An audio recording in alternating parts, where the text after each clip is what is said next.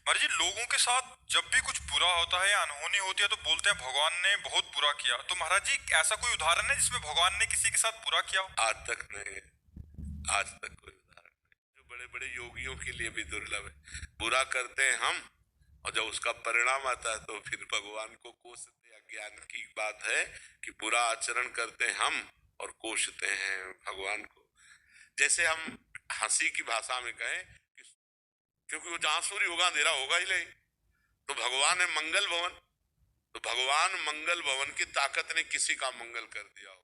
और पूतना नाम की राक्षसी स्तन में हलाहट जहल लगा करके भगवान को पिलाने के लिए पिलाया, तो भगवान ने उसे वो गति दी जो यशोदा मैया, लेकिन भगवान ने वो गति दी जो यशोदा मैया को गति मिली, वही पूतना को गति मिली। ऐसे कृपालु भगवान है, वो कैसे किसी का उसका फल भोगते हैं। तब हम भगवान को कोसते हैं।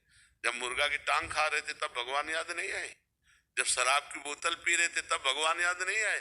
जब पराई बहन बेटी की तरफ गंदी दृष्टि कर रहे थे तब भगवान याद नहीं आए? जब तुम्हें भगवान याद नहीं आए, दूसरे की हिंसा करने में भगवान याद नहीं आए, तो अब उसका जब फल आएगा तो फिर तुम्हें भोगना पड़ेगा। फिर अवश्य में वो भोक्तव्यम कृतम कर्म शुभाशुभम, तुम्हें भोगना पड़ेगा।